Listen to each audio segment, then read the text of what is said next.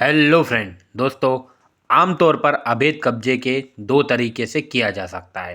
पहला, जब कुछ लोग जाली दस्तावेज को दिखाकर और ज़बरदस्ती करके किसी संपत्ति पर कब्जा कर लेते हैं। जब वो लोग इस कार्य को करना शुरू करते हैं तब से ये कार्य गैरकानूनी हो जाता है। अफसोस, कभी कभी कुछ स्थानीय अधिकारी भी इन लोगों को ऐसी गैरकानूनी क्रियाकलापों में सहायता करते हैं।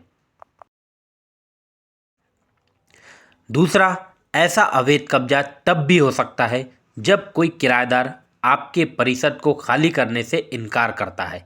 किराएदारों द्वारा उपयोग की जाने वाली सबसे आम बचाव प्रतिकूल कब्जे का होता है।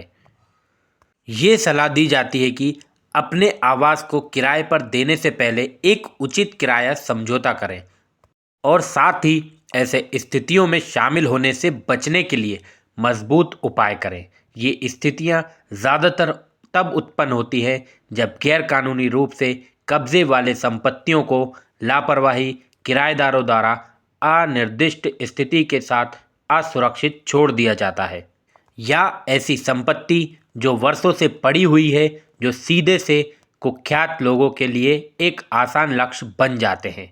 प्रतिकूल कब्जा तब होता है जब संपत्ति का सही मालिक अपनी संपत्ति से एक वैधानिक समय अवधि भारतीय कानून के तहत 12 वर्ष के भीतर एक अतिचार या कब्जा से छुटकारा पाने के लिए अपनी ओर से निष्क्रियता के परिणाम स्वरूप अपने स्वामित्व के अधिकारों से वंचित हो जाता है।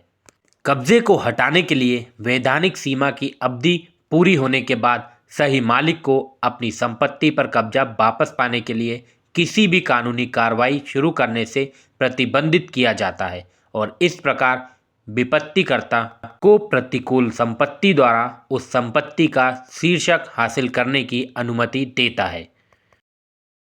अप्रवासी भारतीयों की संपत्तियों पर अवैध कब्जे अतिचार के मामले सबसे आम हो सकते हैं। इसके कारण है वे इन संपत्तियों में नहीं रहते हैं, हर समय संपत्ति पर कब्जा नहीं करते हैं। एनआरआई लोग बार बार संपत्ति को देखने नहीं आ सकते, इसलिए वे दोस्तों, परिचितों, रिश्तेदारों को संपत्ति कब्जा नियंत्रण देकर समाप्त कर देते हैं। इसके अलावा समय के साथ कई रहने वालों, रिश्तेदारों, दोस्तों को लगता है कि वे खुद की जगह है क्योंकि संपत्ति की निगरानी और पर्यवेक्षण करने वाला कोई नहीं है। किराएदारों, देखभालकर्ताओं के साथ मौखिक और अपंजीकृत समझौते अवैध कब्जे के परिणाम स्वरूप काफ़ी सामान्य है। ऐसी संपत्ति जिसमें किराएदार या रख रखाव करने वाले नहीं होते हैं और संपत्ति का मालिक भी बहुत कम ही संपत्ति को देखने आ पाता है, तो ऐसी स्थिति में उन संपत्ति पर भूमाफिया लोग अतिचार मतलब कि अवैध रूप से कब्जा कर बहुत आसानी से कर लेते हैं। अब बात करते हैं कब्जे का वास्तविक अर्थ क्या है। तो कब्जे का अर्थ है किसी वस्तु पर वास्तविक नियंत्रण होना, चाहे आप इसके मालिक हों या ना हो। हालांकि यह तक कि वस्तु के कब्जे वाले व्यक्ति को तीसरे पक्ष के खिलाफ कुछ कानूनी संरक्षण भी प्राप्त होते हैं, भले ही वे उस संपत्ति का मालिक ना हो।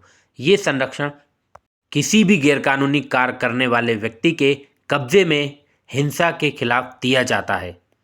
यदि किसी संपत्ति का मालिक एनआरआई होता है जो कि वर्षों तक उस संपत्ति को देखने भी नहीं आता है और विदेश में ही रहकर उस संपत्ति पर अपने मालिकाना अधिकारों को प्राप्त करता रहता है, तो ऐसी संपत्ति पर किसी व्यक्ति को फर्जी कब्जा करने और उस संपत्ति के जाली दस्तावेज बनवाने में अधिक समय नहीं लगता है।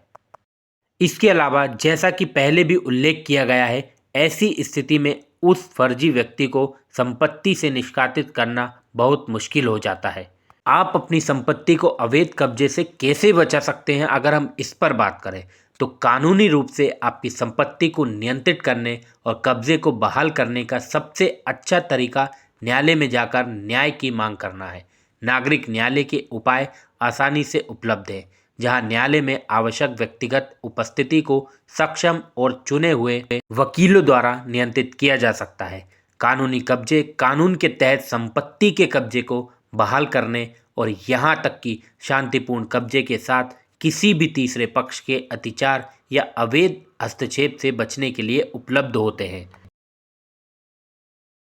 इसकी जो रोकथाम है इलाज से बेहतर होती है। आपको सच्चे केयरटेकर को अपनी संपत्ति देनी चाहिए और कानूनी तरीके से किराएदार के एग्रीमेंट को तैयार करना चाहिए।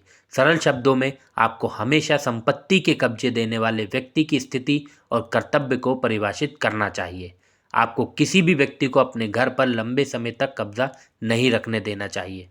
अवैध कब्जा रूप में कब्जे की गई संपत्ति से बचने के लिए उसके केयरटेकर को बदलते रहना चाहिए। वास्तविक कानूनी उपाय विशिष्ट राहत अधिनियम की धारा 5 के तहत कोई व्यक्ति जो अपनी संपत्ति के शीर्षक से वंचित है, उसे शीर्षक से कब्जा मिल सकता है। विशिष्ट राहत अधिनियम की धारा 6 के तहत एक व्यक्ति जो पूर्व में अपनी संपत्ति पर कब्जा करके और बाद में अवैध फैलाव साबित करके अपना अधिकार प्राप्त कर सकता है। आपराधिक प्रक्रिया संहिता की धारा 145 उस प्रक्रिया को रद्द कर देती है जहां जमीन को लेकर विवाद होने की संभावना है। एक व्यक्ति जिसे अपनी संपत्ति पर अत्याचार या अवैध फैलाव का डर होता है, वह पुलिस के पास अपनी लिखित शिकायत दर्ज करा सकता है। जिले की पुलिस अधीक्षक मतलब कि एसपी को एक लिखित शिकायत भेजी जा सकती है, जहां संपत्ति पंजीकृत डाक के माध्यम से या संबंधित पुलिस स्टेशन के अधिकार क्षेत्र में स्थित है। यदि पुलिस अधीक्षक शिकायत को स्वीकार करने में विफल रहता है तो संबंधित न्यायालय में एक व्यक्तिगत शिकायत एक वकील के माध्यम से दायर की जा सकती है और मामला तब एक विशेष पावर ऑफ अटॉर्नी के माध्यम से पालन किया जा सकता है जब मालिक न्यायालय में अपनी उपस्थिति दर्ज नहीं कर सकता। इस तरह से कानून है। तो दोस्तों, मिलते हैं नेक्स्ट वीडियो में किसी नए टॉपिक के साथ। तब तक के लिए जय हिंद, जय भारत।